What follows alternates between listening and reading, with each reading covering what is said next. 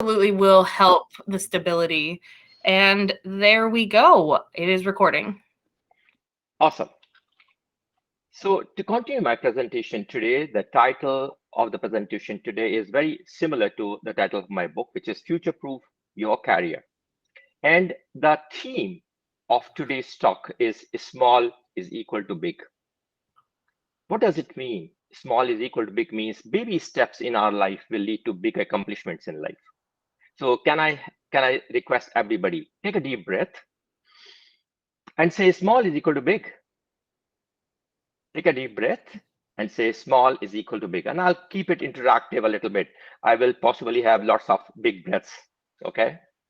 So small is equal to big. Small is equal to big. Absolutely. And let me start on a lighter note. My boss is very easygoing. He told me not to think of him as a boss, but rather think of him as a friend who is always right. Okay. If a neighboring business puts up a sign saying lowest prices, simply erect your own sign saying main entrance. Love it. The light at the end of the tunnel has been turned off due to budget cuts. Ooh. After telling a joke, the manager looked around to see everyone laughing. However, one guy sat in a corner without even a smile. Oh, Didn't you get it? Asked the manager. I got it, sir, but I resigned yesterday. Oh. Okay, so with that lighter note, let me proceed forward and come to the subsequent part of the presentation. I have already talked about my story, so I'll skip that, but I'll definitely revisit my mission of life today, which is helping conscious achievers soar past their limiting beliefs and live a life beyond limits.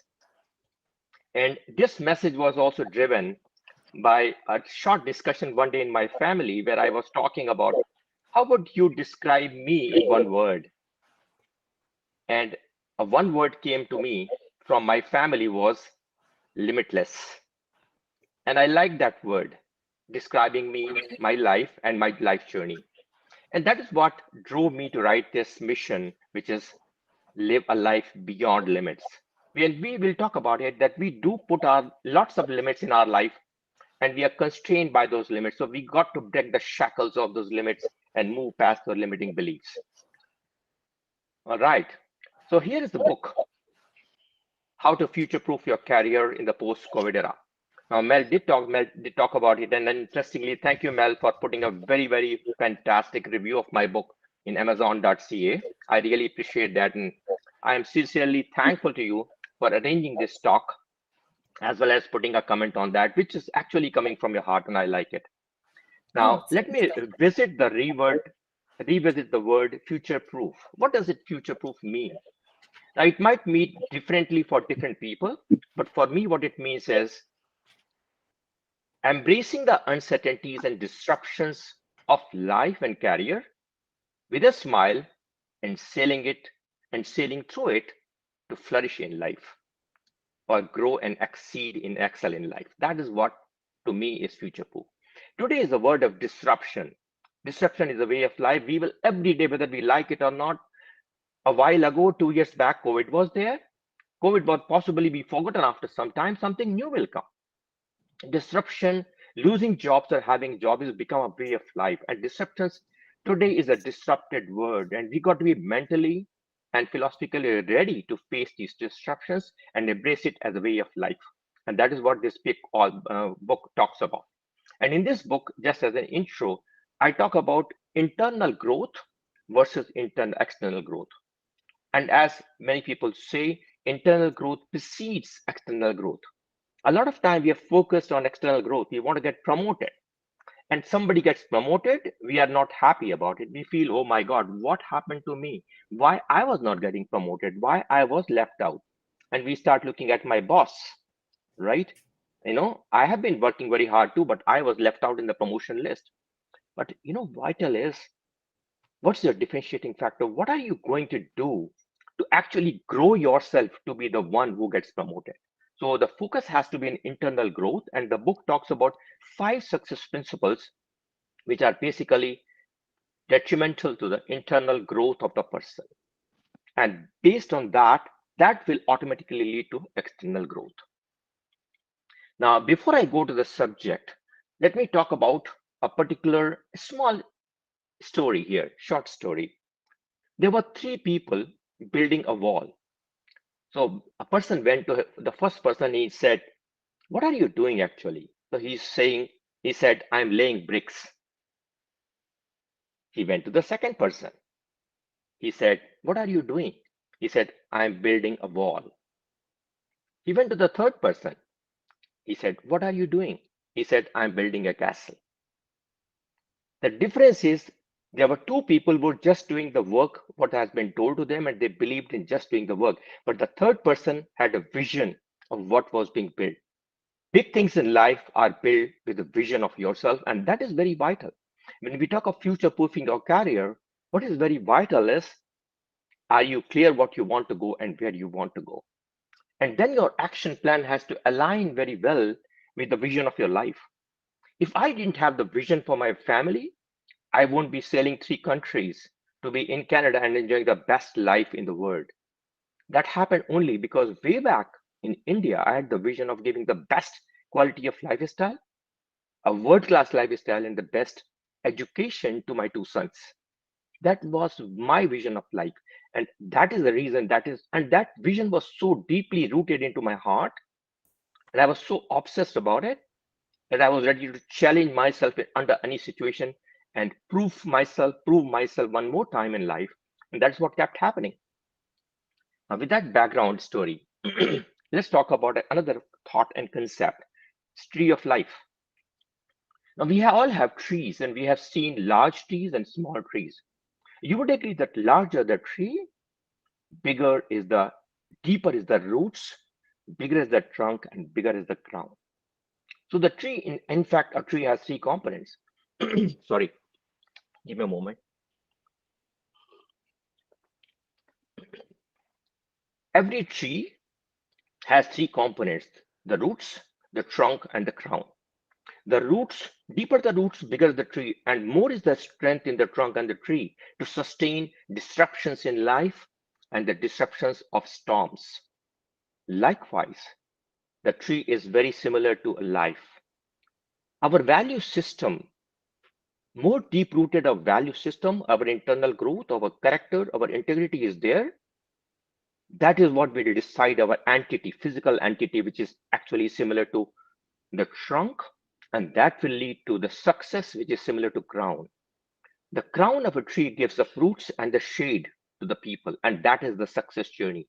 That's the deliverable to the community. Exactly the same way. Our fruits, our results of our journey, success journey, will be visible only if we have deep rooted our principles, our character, and our personality of personal traits are deeply rooted, and we focus on that. Now, with that message, the first success key to be thinking of is you are your most valuable asset. Now, let me ask a question here. All of us, cell phone has become a way of life today. It's a norm today. Every single day we use cell phone and we can practically live without it. Okay. Now, have you received system update notification from your operator? I'm sure you have. What do you do with them? Do you just leave it or you activate them? But what is the intent of those system update notifications?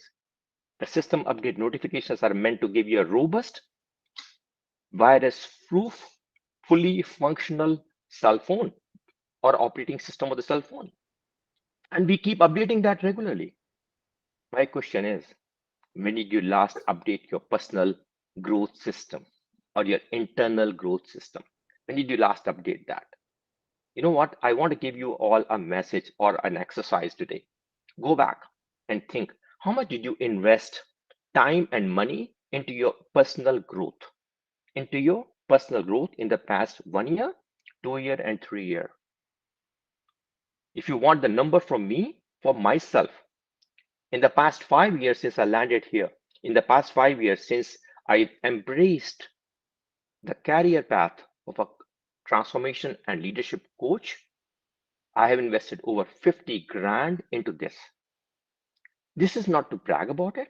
This is just to give you a perspective that if I don't invest into my inner self, I can't add value to others. We need to add value to us before we can add value to others. And that is what is very, very critical. And that is what is going to differentiate you and future proof you amongst various disruptions which may happen in future. Les Brown says you are your most important asset. Invest in yourself. My mentor and guru, John Maxwell, says you need to know yourself to grow yourself. And you can only invest in yourself if you know yourself. It's very, very vital. I'm going to touch about that later. But at this stage, I want to talk about the investment journey I made on myself way back and how it helped me. And that's an interesting story. I was in Singapore and I had been in the project management career for over 15 plus years. And that stage, I decided to change my career path to be in the supply chain management. Now, I gave a few interviews and I had handled commercial activities of project management, but I didn't go through them. And I said, no, if I have to enter a supply chain process and particular field, I really need to invest on me and undertake some courses and accreditations before I can do that. And I'm going to talk about that one action of mine, my sustained, my continuous effort by way of investing into my own self by undertaking evening courses while carrying out with my normal job for a period of 4 years, investing over 20 grand into my own qualification and expertise to be a supply chain expert, a commercial expert, a legal expert, led me to one of the finest jobs of my career path when I became the country commercial head for a French multinational. But if I had not invested that money into my diversification of my career, working on something which could be my parallel career path, I would not have achieved that.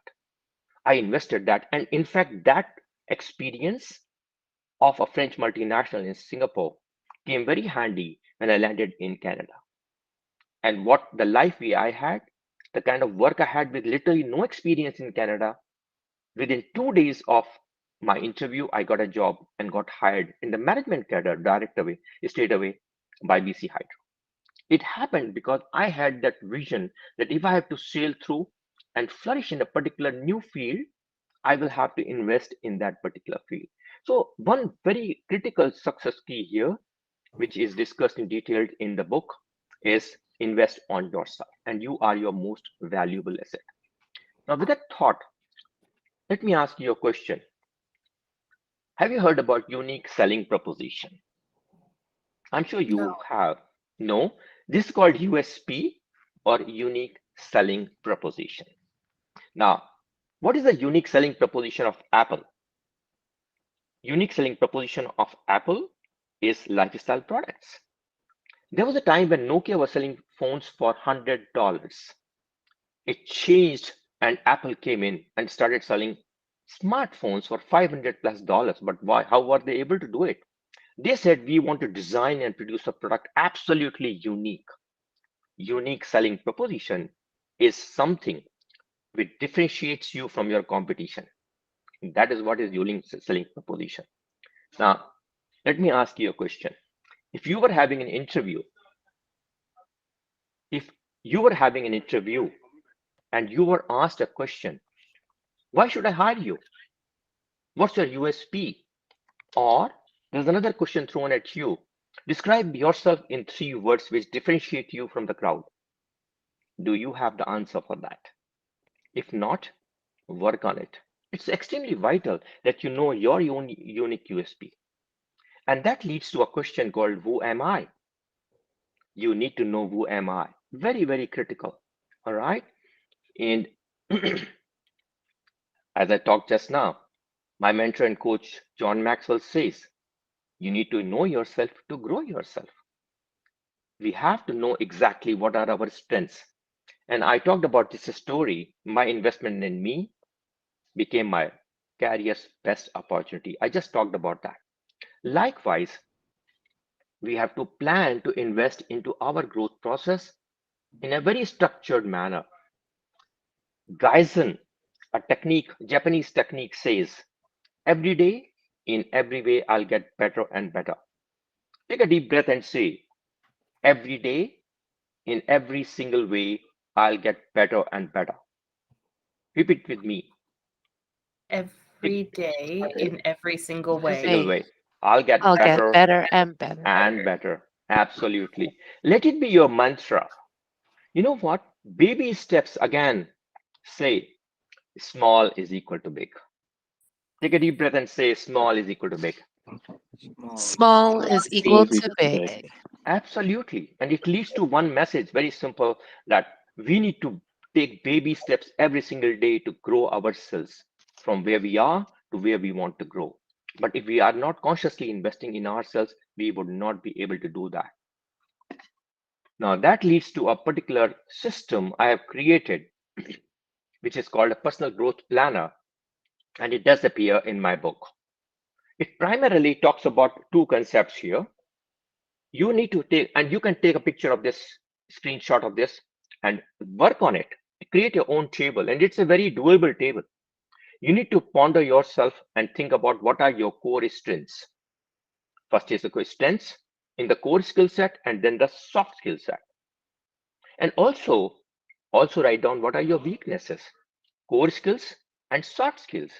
Now you may have currently skill sets of presentation skills or relationship building or teamwork or communication skills. They may be your skill set. Allocate your current strengths on a score of 0 to 10. And any strength, any skill set where you award yourself a score of less than 7, you need to have a personal game plan. And you need to, in the next 6 months, and allocate and work on it. Work out strategies, register yourself to e-programs or a low or final pro, whatever. Identify courses and programs to register yourself and upgrade yourself so that your score, you can allocate yourself a score of 8 to 10. You can pick one core skill set and one soft skill set to polish yourself in the next 6 months and allocate two more skill sets in the next 12 months for the next 12 months and next 6 months. So you have at least increased your score between 8 to 10 on at least 4 skill sets in the next 12 months. That would be a great accomplishment. But on the other side, there's something called weakness. All of us have weaknesses. Don't shy away from talking about weakness or even identify your weakness. The interesting part is if you don't know what your weakness is, you can't really grow in that. Weakness is not a bad thing. Weakness is an area of improvement. You need to just work on to grow yourself in that.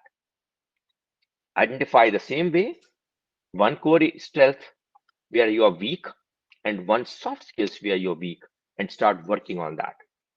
World Economic Forum's latest report talks about 10 skill set which which will be very much needed in the market in the 21st century. Emotional intelligence, conflict resolution, cognitive flexibility are some of those which are very deeply needed, very severely needed in the coming days. Do you know what is emotional intelligence? Or have you undertaken a course on that? Or have you worked on that? Or are you leveraging on emotional intelligence for your day-to-day functionality as a team? Extremely vital. Okay. And I have experienced those things in my real life, how I applied emotional intelligence into my own real life. I mean, depending upon the time, I could talk about it, but this is just a basic concept or a growth planner which I have created. But one very key element in this particular chart is something called accountability partner. It is extremely vital that we work with an accountability partner because then there's an accountability. You yourself cannot be an accountability partner. Possibly Mel as a team lead can be an accountability partner. Even your own colleagues can be your accountability partner for each other. It's possible. But have an accountability partner, and that is what will help you develop and progress on this particular subject. Now, moving to success key number 2. But before I go to success key number 2, let me share a story with you. There's a couple who moves into a neighborhood, and this couple was sitting in his patio and watching through the glass window. A lady hang clothes on the other side of the house on the cloth string. The man commented, "Honey, looks like the lady doesn't know how to use the washing machine because the clothes look so dirty." I said, okay. Second day passed. Third day again, he sees the lady putting the clothes on the cloth string. Says, "You know what? I think this lady needs to change the detergent. The clothes are still looking very dirty." Okay. 2 more days passed. One more time, they are taking a cup of coffee in the morning, and across the window, he sees the lady again hanging clothes on this cloth string. Says, okay, wow, looks like this lady learned how to use the machine or use the new detergent washing powder, detergent, because the clothes look pretty clean today. The guy's wife says, "Honey, she didn't do anything. I just changed, I just cleaned the window pane of her patio." Hmm. You know, guys, simple message. A lot of time we want others to change, but we don't look at what we need to change. The success and growth process in this world, in your future will happen only when you focus on where you need to change. And I always say this, if every single person in this world focuses on what he needs to change instead of focusing on what the others need to change, the world would be the best place to live.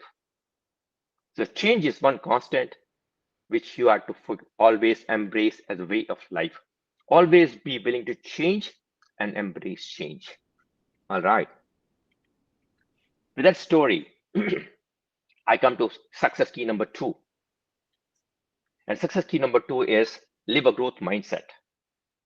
And I want to elaborate this particular concept and the components of it through another life story of mine. And that was when I landed in Singapore in 2003. I landed in Singapore in 2003, leaving my deputy general manager job in India, and with a firm belief that I'm going to make it happen again, no questions about it. I had no limitations on my thought process. My belief system was intact, and I said, if I could flourish in India, I'm going to do the same in Singapore again, one more time, even if I have to start from ground zero. No problem. I started as a commercial engineer in a Korean company, worked for 1 year, leaving aside that high level position of India. But within 1 year of working in that company, I got another opportunity for another engineering company, and which was giving me a position of construction manager. I said, cool, I'm very soon entering into the management cadre one more time. Now, this was a job, this was a responsibility was to execute a $30 million contract, a construction contract in Singapore, and the first of its kind. I took charge of that. I was brought to the site by the divisional manager, introduced me to the site, and I started looking at the various elements of the project, started understanding the project. The project had been running for about a year, about a month, not a year, about a month. When I looked at the schedule, the project was already late by about a month. So it was already delayed. The start itself was delayed. Anyway, I started looking at the various elements of it and started figuring it out. How do I manage this project? And how can I recover the delay which has already happened? Now, I went to my divisional manager and I said, I need more resources. He heard me and says, sorry, I'm not able to give you any more resources. My budget is very tight. I can't give you. You got to figure out what you have today. Okay, fine. I started talking to the contractor. Things were not changing. And interestingly, within 2 months of me joining this company, my divisional manager's temperament towards me started changing. He started becoming very rough to me in personal and becoming very personal to me during very vocal and personal to me during various progress meetings. And the situation started deteriorating so fast. It was like a rolling down the hill very fast. Within 3 months, the situation was so terrible that every single meeting, the only focus was me. I am not doing to. I'm not able to perform. I'm not able to recover the project, and the project is slipping big time. Our relationship started becoming very bad. I was always thinking of why the heck this gentleman believes me, abuses me so much. Why is he so rough to me? And then a lot of time, a thought came to me, was my decision to move to Singapore the correct one? Or did I do a blunder? But again, my inner conscious was telling me, don't worry, I will recover it. I will change the situation. My wife kept telling me, don't worry, this too shall pass. That was a statement she always used. This too shall pass. Things will happen in life. Things will go in life. Don't worry, things will change and you can handle it. Okay. I, at that stage, situation was so bad that every single day I was telling my wife, I'll go to the job today. I'm not sure whether I'll go into the job tomorrow again. Okay. This bad was the situation. Anyway, it was 1st of January 2005. I received a call from my mentor from India. And how is the life going in Singapore? I told him and started telling him, and my tears started rolling to my eyes. I said, man, I don't know what's happening here, but it's quite terrible. He heard my whole story very patiently, and he told me, say, I want to give you 2, 3 things. First message is, I want you to change your attitude and thought process towards what is happening. Instead of focusing on what your boss is saying to you or doing to you, you focus the root cause of it and identify to find a solution to it. So don't focus on situation, focus on solution. I said, okay, fine. He said, even if you say something bad to you, it's okay. Just ignore it. Focus on turning around the project. That's your main objective here. Go and discuss with the contractor and start working on it. I said, okay. I had a meeting with a contractor and I said, tell me what exactly is the issue here. He says, the issue is my financial position. My 2 months payments are pending with a contract company and I am getting late payments. I said, if I can help you get the payments immediately, would you be willing to put more resources and recover the delays? She says, absolutely. I said, is that a promise? He said, absolutely. You get my money to me, I'll get it recovered. Okay. I went to my divisional manager and I told him, I have a solution for the problem. He says, what's that? I said, I have 2 requests. He says, what's that?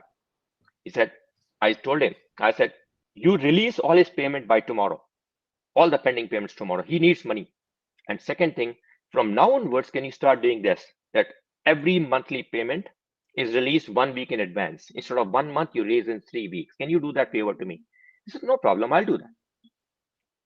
Then the second thing he said was, I said, can you depute the contracts manager, the project controller to site, and he reports to me? He said, sure. You know what? Just these 2 initiatives, my boss agreed, and I started working on it. I got the money paid to the contractor in time. His financial issues were closed over, and cutting the story short, we recovered the project in time. The controller was with me.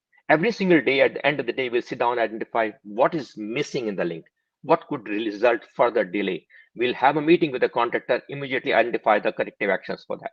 That cohesive work with the team and the contractor and the support from the divisional manager resulted in the full recovery of the project. The project was completed in time.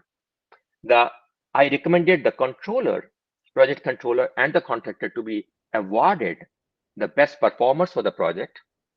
And the divisional manager was so happy with me that he said, Dileep, I want to recommend for your promotion to be manager of projects, and I want to give you 2 more projects.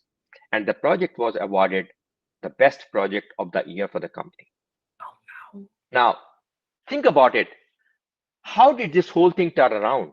I want to go back to that subject and tie in the other 4 concepts, which I'm going to share quickly. I had to basically dig through what exactly is the background, the mindset of of my boss, the divisional manager. What was making him so angry at me? And after digging deeper into that, I had to apply emotional intelligence principle there. After digging deeper into it, I could understand the reason for that was this was the first project of its kind for the company, and this divisional manager's survival rested on that. If this project was finished in time, company could get another $100 million worth of contracts. And if this project was delayed and messed up, $100 million worth of contracts could be lost for the company, and he would be in a very bad shape.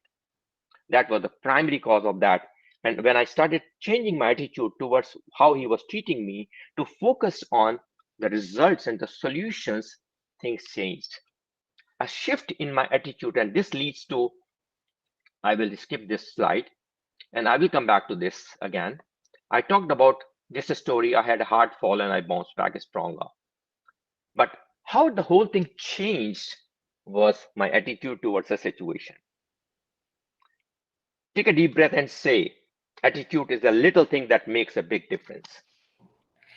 Attitude is the little thing that makes a big difference. Attitude is a little thing that makes a big difference. Absolutely. It's very vital that we manage our attitude towards the situation that we embrace in life. And that is one of the key principles I talk in my book. What was the second thing? Mental resilience.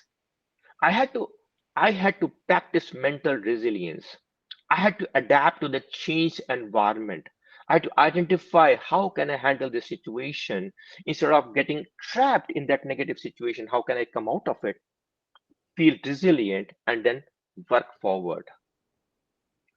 Emotional intelligence. I had to understand what are my strengths, which is self-awareness.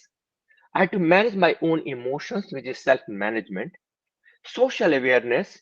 I had to understand the emotions and the background of my divisional manager's story behind what was impacting his emotions, and I had to work on relationship management with all the parties together, my divisional manager, the contractor, the project controller, and me myself. We had to work in a very cohesive manner to turn out the project, and that is one key element of emotional intelligence, which is very, very vital element for us to develop in order to future-proof our careers. And last but not the least, empowering beliefs. We do have limiting beliefs. A lot of us have limiting beliefs. When I was building my e-commerce business in Singapore, and I was asked to speak in front of 500 people, I was scared. I said, "Man, I have never spoken in front of such a large crowd." But I had to talk to my mentor and get the tips about how do I overcome that limiting belief. When I started my e-commerce business, I had the limiting beliefs. I'm cut out for a job. I could never be an entrepreneur. But I have been an entrepreneur for the past 19 years now. I could do that because I had to overcome that limiting belief. All of us have limiting beliefs. We just need to convert those limiting beliefs and move towards dig out our empowering beliefs. That is very, very key part. We have to soar past your limiting belief. It's a big subject, and of course requires more detailed discussion. But remember, this is another principle which we need to do. Now, I will have to ask you 3 questions. Go back to my Facebook if you feel so, if you can, or my LinkedIn page. Identify what did you learn from this talk today. And I want you to answer 3 questions. What would you like to start today? Whatever you have learned today, what is the first thing which you would like to start now? What are the things which you would like to stop today? We all have habits. How much time do you spend on the social media every single day? And is it adding value to you and your vision of life? If not, cut it down. What are the third question is, what would you like to continue? Please answer these questions and interact with me on my LinkedIn page. Along with that, also talk about what did you like about, what did you learn? What was the key takeaway from today's session? Now, at this stage, I would like to close with the story of a carpenter. A carpenter worked very hard for 35 years. Went to his manager and says, "I want to retire." Okay. Manager said, "You know what? Can you build one more house for me?" Says, "I'm sorry, sir. I have worked so hard for 35 years. I really want to retire and have to enjoy. I would just want to enjoy my life now onwards. I've done enough of hard work and that's it. I just want to say quits. I want to retire now. Please let me retire." So manager says, "You know what? I have just one last request from you. Can I request you to just build this last house? And after that, you can retire. No questions about it. I'll not stop you for that." He says, "Okay, sir, I have worked with you for 35 years and I have a lot of respect for you. I would definitely agree to what you're saying and I would build this last house for you." You know what? He said that, but his heart was not into it. Said, somehow the job which will take about 3 months to build a house, he took just about 2 months to complete that house and said, "Sir, the house is ready. You said this is my last house, so please don't give me any more jobs. I want to retire." He said, "Okay, sure. You can retire now, as I promised you. But before you go, I have something for you." And he comes out with the keys of that house and says, "Here is the gift, is a retirement gift for you. The house you built the last, which is the latest house, is your retirement gift from us." Oh man. The carpenter thinks in his mind, "Oh, I wish I knew it earlier. I wish I knew it earlier. Then I would have made it the best house of my life. I didn't know that this will be my gift of retirement." A lot of times we do things thinking, and at the end of the day, we regret. I wish I knew that. The message and moral of the story is every single day, give your best in what you're doing. Never take shortcuts. Go the extra mile, whatever you're doing, whether it's your own internal growth or it's a deliverable to your company or to your boss. That has to be the attitude. You know, I've talked about this concept here that when we get employed or recruited by a company, we always say, work very hard to impress the boss because we got to get confirmation. But 6 months down the road, when we are confirmed, we say, "Okay, good, man, I'm confirmed. My life can be different. Now I can take it a bit easy." My recommendation to people, every single person who want to flourish in life and create a differentiating factor for himself is think every single day you are yet to be confirmed. That has to be the attitude. There's no one to confirm you. You are actually confirming yourself on every single day. When you are in the office, when you're in the job, go there with the heart and come out happy to be with the family. But every single day, you are working as if this was your last day and this was the last day of your life.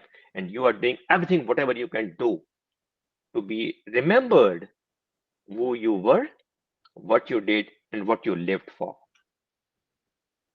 Remember, you need to know what you lived for and what you deliver to the people and the value you added to people. Okay, I would like to close the talk with this. Thank you, Mel, and I'm open to questions now. Give me 2 seconds. I'm going to stop recording because I feel like questions require a bit more of a personal touch here. Sure.